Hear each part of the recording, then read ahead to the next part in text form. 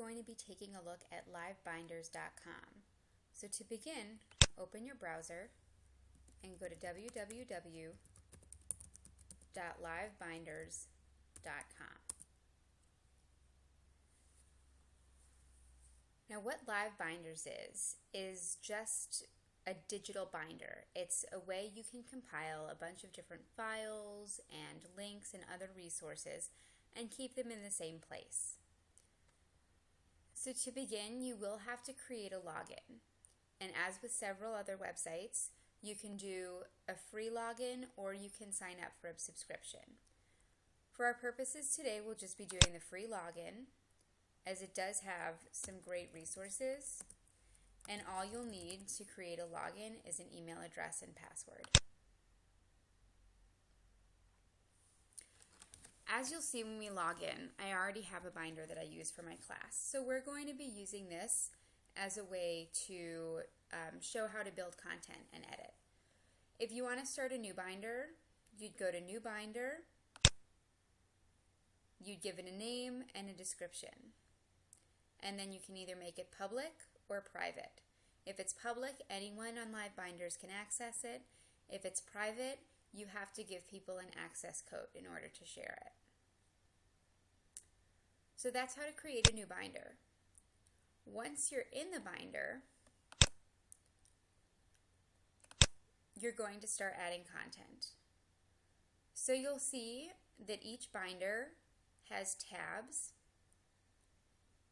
and then a content page. In order to start adding content, I'm going to go right here to the top right of my menu up here, and it says edit this binder. So I'm going to click on that.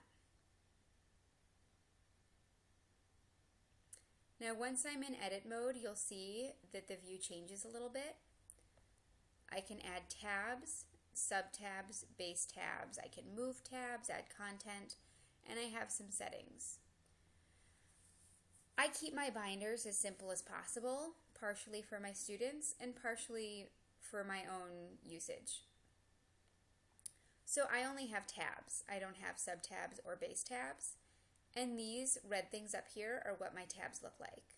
I have a welcome, book list, access to Homophones Weekly, and we'll go through these as we go on.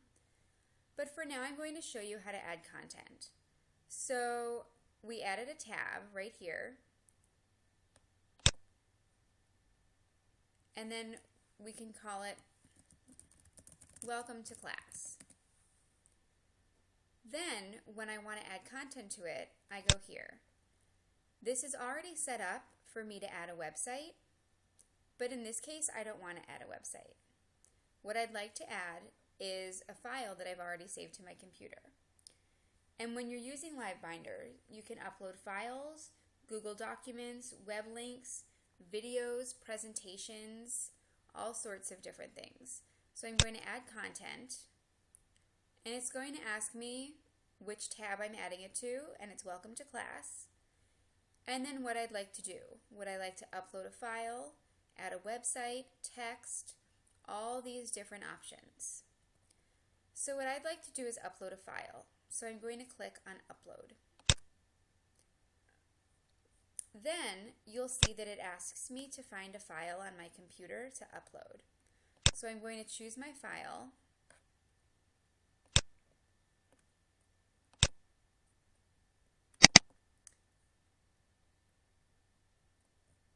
And then I'm going to upload it.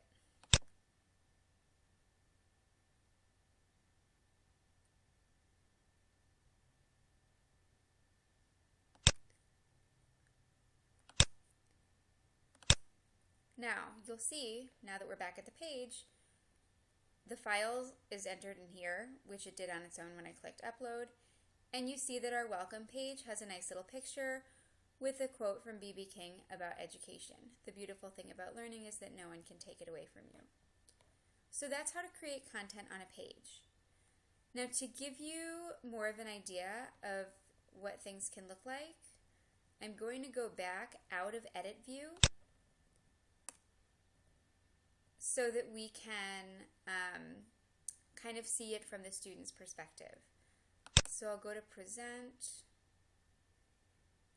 and here's what it looks like to the students. Now here's the page we just created, welcome to class, and there's that file that I uploaded. The beautiful thing about learning is that no one can take it away from you. Now here are some other things that I added to my binder for my class. I have a book list for them, and this I did via Google Docs. So I created a document, a Google document, which you can see one of the other SIPDC training videos if you need help creating a Google document. And it's just a list of books that are appropriate reading levels for my students, but also content-wise a little more age-appropriate. So we have book lists. I also have access to a blog called Homophones Weekly, which is just a fun way my students can learn homophones. They put pictures in for different illustrations of different homophones, and when they get here, they can either look at the website through the page that's displayed in the binder, or they can actually click on the link up here to access the full page. I also have literary resources for my students. This one's not coming up on the page, but we can always click here on the link for the students to see. Now I do have some subtabs under video lessons. These are all YouTube videos that I found, and there's a video on action and linking verbs, and instead of going to YouTube, the video just displays right here in our binder. I have another video on nouns, subject, object, commas, and things like that. Here's another tab with subtabs. These are all, and for each tab you can put a description. So my tabs with subtabs, I put descriptions. The websites in this section will provide you with practice. All of the links will take you to grammar lessons and quizzes. So we just have some different online grammar quizzes they can take. And again, they can go to the website or do it directly on LiveBinder. I also have a Constitution study guide, as several of my students will be preparing for the Constitution test. This one again is not appearing on our LiveBinder, but if we click up here, like so, it'll open it in a new window.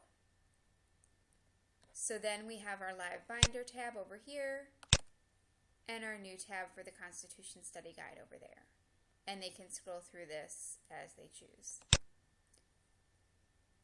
Finally, I have typing practice for them, as well as TABE practice. So that's how I use LiveBinder with my class. In order to access my LiveBinder, they just have to type in my username, or they can type in the binder title, and I give them a passcode because I did not make my binder public. Additionally, you can print out a QR code so those students with smartphones or tablets can automatically access it through the code and don't even need to put in the title or anything like that.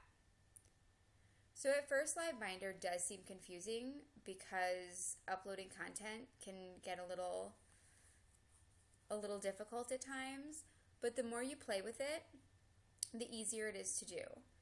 And again, to edit, you can edit it at any time, which is kind of nice. That's why it's called LiveBinders, because as soon as you want to go in and change something, it's accessible to your students. There's no need to re-upload anything or anything like that. So to get back to that other view, I just clicked up there, up at the top, and then I go right here, edit this binder. Also, if I want to share this binder with my students, I can click this for a link, or I can email it to them, I can tweet it, put it on my Facebook, whichever way is easiest for me to communicate with my students. So remember, when you're editing, you're going to be in edit mode.